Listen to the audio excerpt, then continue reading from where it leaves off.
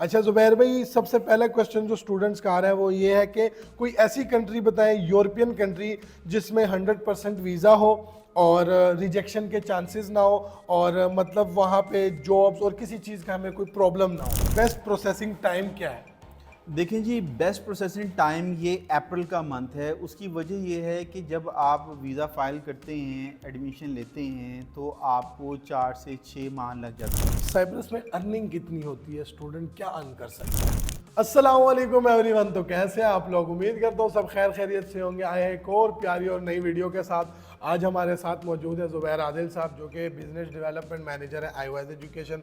इनका बहुत शुक्रिया, उन्होंने अपनी कीमती टाइम में से हमें वक्त दिया। स्टूडेंट्स के कुछ सवालात थे तो उसको कैरी ऑन करने से पहले आप हमें बताएं कि तबीयत शबीयत कैसी है आपकी जुबैर अल्हम्दुलिल्लाह, साहब? शुक्र अल्लाह का। चले माशाल्लाह। अच्छा जुबैर भाई, सबसे पहला क्वेश्चन जो स्टूडेंट्स का आ रहा है वो ये है कि कोई ऐसी कंट्री बताएं, यूरोपियन कंट्री, जिसमें 100% वीज़ा हो और रिजेक्शन के चांसेस ना हो और मतलब वहाँ पे जॉब्स और किसी चीज़ का हमें कोई प्रॉब्लम ना हो। असीब भाई, बड़ा अच्छा क्वेश्चन है आपका। जैसा कि देखा गया है कि आजकल स्टूडेंट की प्रायोरिटीज़ में है यूरोपियन कंट्रीज़ में, स्पेशली फ्रांस है, इटली है, फिनलैंड है, स्वीडन है, आयरलैंड है, यूके है। तो हर स्टूडेंट की ख्वाहिश होती है कि हम यूरोपियन कंट्रीज़ में अगर जाना चाहें तो इनमें से किसी का इंतखाब करें। लेकिन चूंकि इनका क्राइटेरिया बहुत टफ़ है, यहाँ का वीज़ा रिफ्यूज़ल रेट ज़्यादा है, और इसके साथ साथ बैंक स्टेटमेंट आपको जो है वो हैवी चाहिए होती है। लिविंग कॉस्ट यहाँ की बाज़ की यानी कि कंडीशन होती है कि आपकी लिविंग कॉस्ट 1 साल की जो है वो आपके अकाउंट में हो, तो स्टूडेंट्स के लिए ये मुश्किल होता है। और अगर रिफ्यूज़ल आ जाए तो स्टूडेंट वैसे फेडअप होता है कि शायद मैं बाहर जा नहीं सकता। तो ऐसे स्टूडेंट्स के लिए जो बेहतरीन ऑप्शन है वो है यूरोपियन साइप्रस। अच्छा, मैंने यूरोपियन कज़न साथ इसीलिए कहा है कि बच्चे जो है वो मिसगाइड हो जाते हैं, क्योंकि बाज़ कंसल्टेंट जो हैं वो तुर्की साइप्रस जो है, जिसको हम नॉर्थन साइप्रस भी बोलते हैं, वहाँ स्टूडेंट को भेज देते हैं। और फिर ग्रुप्स में मुख्तलिफ उन्हीं स्टूडेंट्स के मैसेज आ रहे होते हैं कि यहाँ तो कोई काम नहीं है, यहाँ आकर जो है वो हमारे लिए जो है प्रॉब्लम्स हो गई हैं और हम फंस गए हैं। तो यूरोपियन साइप्रस जो है एक बेहतरीन ऑप्शन है हर हवाले से।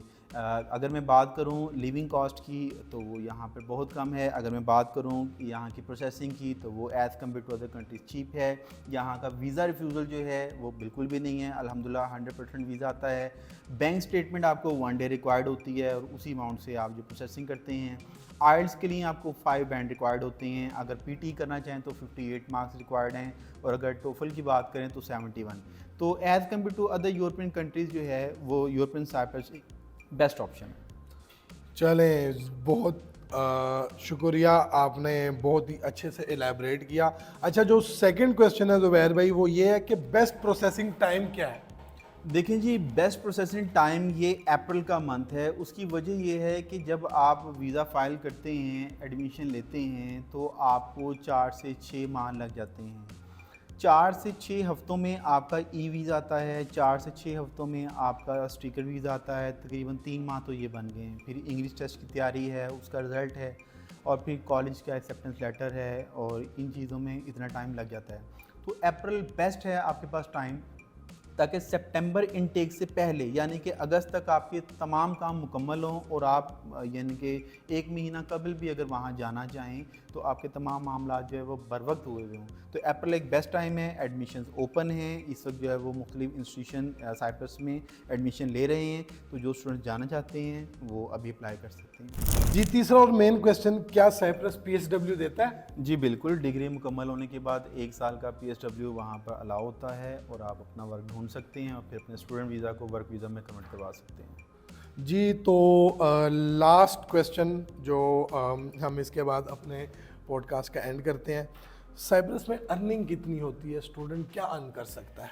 अच्छा सी भाई, इसमें यह है कि स्टार्टिंग में तो 6 मंथ तक आपको टीआरसी नहीं मिलता, और उस दौरान आप कैश पे ही जो है वो वर्क करते हैं, जो कि 3 से लेकर 5 यूरो पर आवर आपको जो है वो मिल जाती हैं।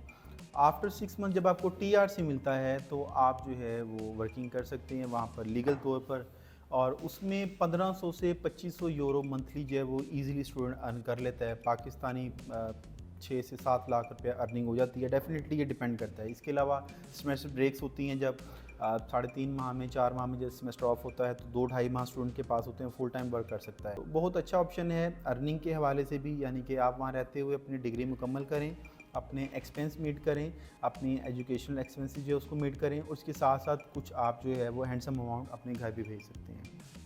जी बहुत शुक्रिया ज़ुबैर भाई, आपने अपने कीमती टाइम में से हमें वक्त दिया जी। तो इसी तरह मज़ीद अपडेट्स के लिए हमारे साथ जुड़े रहिए, और अगर आप किसी यूरोपियन कंट्री जाना चाहते हैं या कहीं भी आप जाना चाहते हैं स्टडी के लिए, तो आप iWise एजुकेशन से ज़रूर रब्ता करें या मशवरा ज़रूर करें। तो इंशाल्लाह मिलते हैं नेक्स्ट वीडियो में, अभी के लिए इजाज़त दीजिए, अल्लाह हाफिज़।